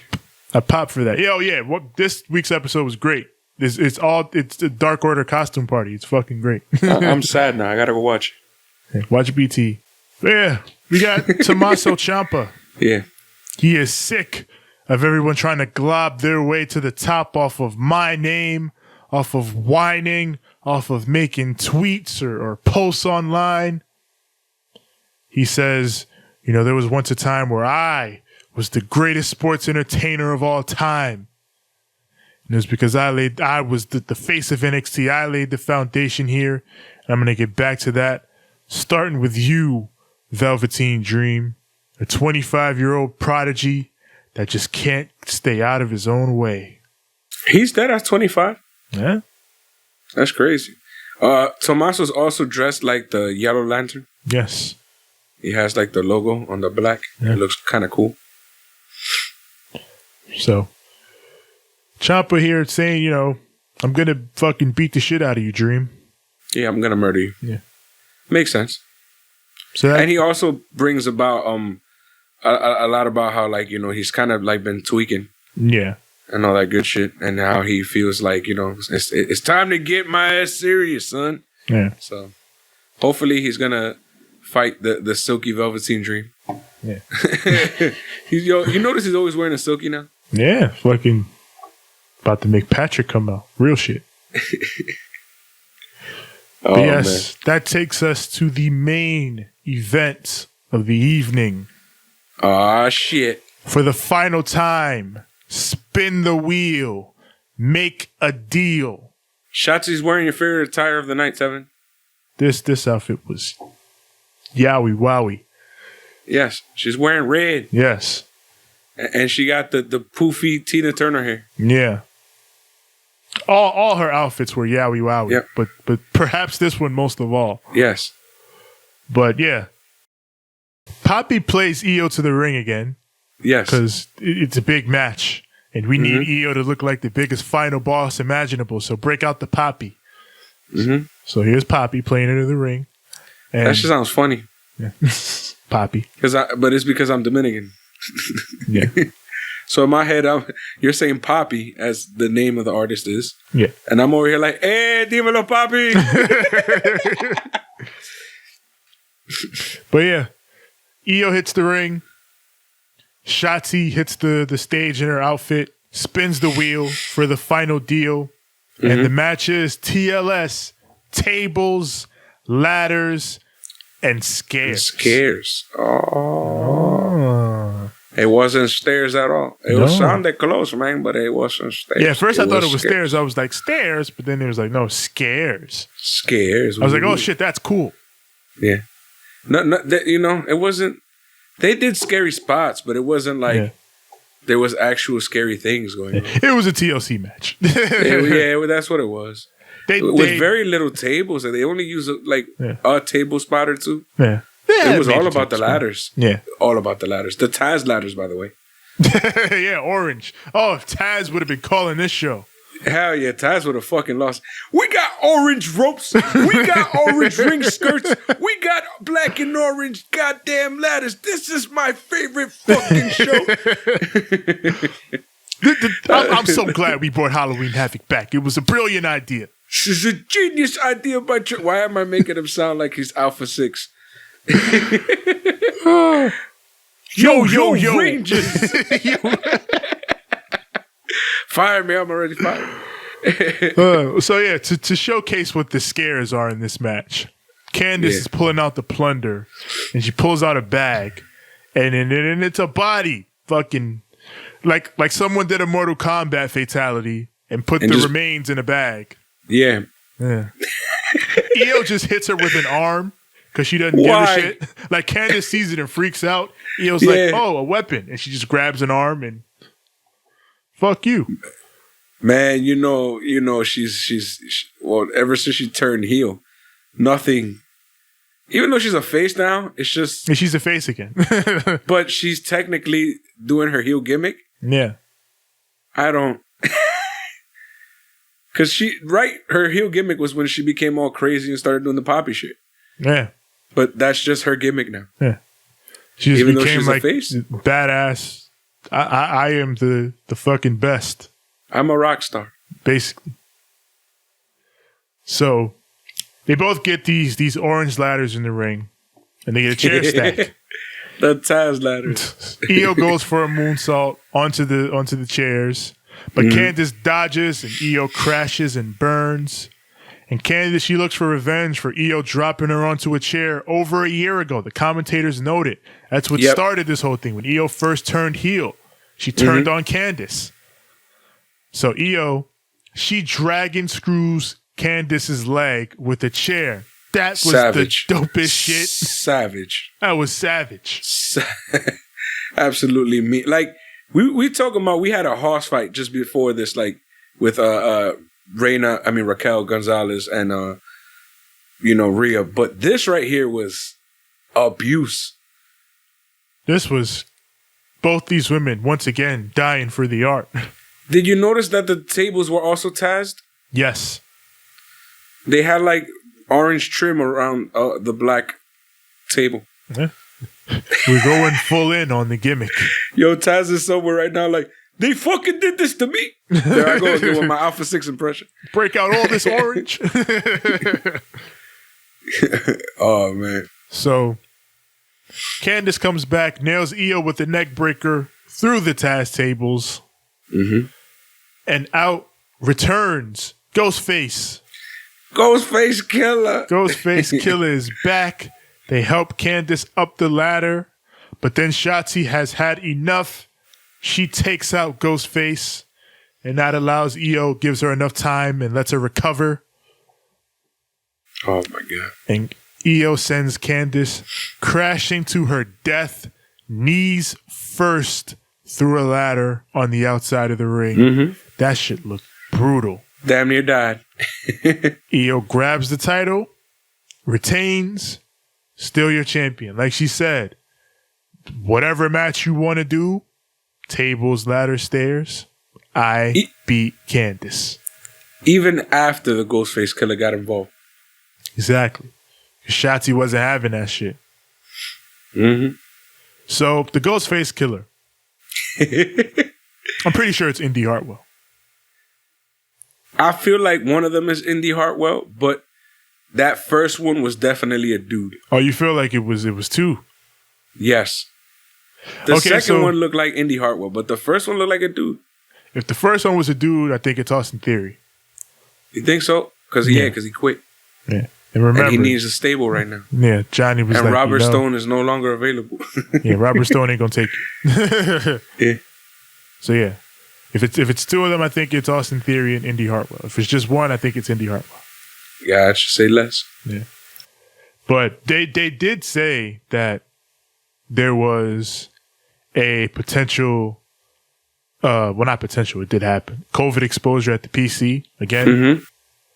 So they had to potentially pull Indy Hartwell from Halloween Havoc for precautions. Not that she had it, but just for precautions. Mm-hmm. So they're saying that they might have did the ghost face to hide the fact that it was supposed to be Indy, but she wasn't actually there to do it. Which is a cool little bit of booking. And then one of them, they made a dude for some stupid ass reason. Yeah. Don't you? Well, if it was meant to be a dude, then that's fine, I guess. But if not, then I don't know. Yo, fam, that's a dude. Yeah, because in the main event, when I was looking, I didn't look that close at Ghostface in the North American match, but in the main event, I was like, that was a that's female, yeah. But in the first one, it was definitely the back was too big. I don't know. Yeah, when I'm at it, and I guess I'll see. But yeah. But yeah, that main event was fucking crazy. Insane, bro. They killed each other. I loved it. This show was a ton of fun. Yes, it was silly. It was goofy. Cameron Grimes. Dexter Loomis is a murderer. Straight up. Like, I love this dude, bro. Like, he's straight up. He's Jason Voorhees, bro. I love him. Like, he should be in a movie as they see no evil. Should have not been about a monster who did shit. It should have been this guy just chasing motherfuckers the entire night. He did nothing but chase this man. He barely touched him. All he did was chase this man down, and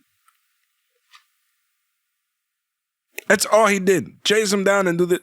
And then once in a blue, he'd tap him and shit in the shoulder and shit like that. But that should be all it takes to let you know. Yeah. We're talking all that shit here on NXT. He talked shit the entire time. He didn't learn a damn thing, bro. Didn't learn a damn thing. And he paid for it in the end. Yep. He got his ass whipped by Dexter Loomis. I'm Cameron fucking Grimes. Yeah. He's still talking shit, this guy. Zombies. Teach him the lesson that he refuses to learn. And they ate him. Yeah. So yeah, how does he come back from this? They'll find a way. Is this the same? Cause are they gonna just pull a regular WWE and just he's still alive? Nothing really happened. They let him go. It was Treehouse of Horror. It's out of continuity. it was fucking Undertaker versus AJ Styles. Yeah. AJ Styles shows up like 2 weeks later, like, I'm okay. Yeah. Well, it was what was it? What's the name of this shit? Money in the Bank. Yeah. Motherfuckers fell off buildings. Right, Rey Mysterio died at Money in the Bank. Yeah. He showed up like, hey, I'm okay. only to have his eye taken out by Seth Rollins. That was bullshit. But yeah, it's wrestling. People die. It happens. Yeah. Fucking everybody dies. Yeah. Where's Lance? Yeah. That's why Lance ain't pressed. He knows. Everybody dies. But I want to do it. I want to fucking do it. He want to be the one. Yeah. So yeah, this was great. I'm glad they went all in on making this Halloween Havoc, and like I said at the top of the show, earned them the viewership victory with that 800K number. Strong night for women's wrestling. Like NXT usually delivers on that front because you have all these great women, and they knocked it out tonight with Rhea and Raquel and the main and Shotzi. They did this shit good, yeah. They had those two matches, and then they had of course, like you said, Shotzi, just killing it, being herself. Yeah, she was a great host. Yeah. All yeah. jokes aside, she was a great host. Ow, ow, ow. She was fun. She's fun. But also on AEW, they had that really fucking good Serena Deeb Layla Hirsch match. Mm-hmm. Like, and I just got introduced to Layla Hirsch. She's cool. Yeah, I am on the Layla Hirsch train. She's fire. They got to sign her. Yeah, I like her style. Yeah, so very grapply. Good shows, fun to watch. Glad we had some good Halloween content this week. Yeah, them shits was amazing. I like I said, AEW any other week would have been top dog because that was a good show. Yeah. Fucking Penta versus Kenny Omega. Yeah. But then they did this shit on NXT, and it's just like, yeah. That's my match of the week, Kenny and Penta. But for the Halloween episode of Banter Club, fucking Halloween Havoc got it. They got it. Yeah. Not just that. Not just Halloween Havoc got it. Fucking Raquel and Rhea. Golly, man. Really impressive. Yep. Impressive. And then all the they did it. They did it. Because I'm thinking about like everybody. It's like everybody did their thing. Yeah. Everybody did their thing. Gargano was great. Priest was great. Fucking, this was insanity from beginning to end. Yo, we got a new North American champion, bro. Yeah. Wow. The Gargano way came through. Not in the main, but in the opener. Yep. Nah, there was no way though. EO's EO. They're not. She had Poppy. What could you do? You feel me? They're not dethroning her anytime soon. Yeah. Can't beat her when she got Poppy. She doesn't just got Poppy. She got fucking Poppy on speed dial. Yeah. Hey, Poppy. Let me tell you something. We're gonna give EO a big show. A big show? Yeah, she's gonna have a great big match. A big match? Yes, kid. Are you available? I'm there. Let's do it. Let's make it happen. Pretty much. So yeah, that's where we leave that. Halloween Havoc was fun, and we're still headed toward Full Gear, which is looking like a hell of a card at this point. So, yep. Everything this week. For everything this week. Except for Pat. Get the fuck out of here. Nah, I'm hating.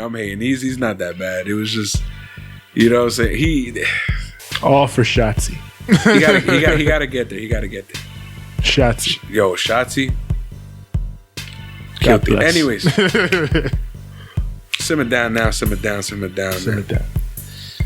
We've been the Banter Club. Tevin, tell them where to find us. Yeah. You already know where to find us. Find us on Instagram at Ramblemania Show and at Banter Club Podcast. Find us on Twitter at Ramblemania, Facebook.com/Ramblemania Show. You can also find our group there, Ramblemania Show's Banter Club. All these places is where we are active. It's where the podcast that we're all homies with. It's where they're active too. It's where all the shit goes down. They be posting all their cool shit, so go check them out too. Man. And you can also find us, as far as audio, Apple Podcasts, Google Podcasts, Spotify, Stitcher, SoundCloud, Anchor, TuneIn, everywhere podcasts are found. Just search Ramblemania Show or Banter Club. As said earlier, you come here to YouTube, find our channel, search Ramblemania Show or Banter Club, and when you get here, like our videos, click subscribe, and click the bell so that when the new content drops, it goes straight to you. Yeah. And as far as me personally, find me on Instagram at TJ the Great One. That's TJ the GR, the number 1. And find me on Twitter at TJ the Great. That's TJ the GR, the number 8. It is as simple as that. TJ the Great too. Find me on Instagram at the number 6, the letter X, the letter L, that is at 6XL. Find me on Twitter at SIIXX89 Great, that is at SIIXX. You're all ready. Woo! Halloween Havoc was fire. AEW was fire. Tevin, we're gonna leave him with Too Sweet. Too Sweet. And a good fight. And a good night. Bligger, bligger, blip, bligger, bligger, blip, bligger, bligger, blip, bligger, bligger, blip, bligger, bligger, blip, bligger, bligger, bligger, blip. He's the shock master. Oh God. That one is fuck.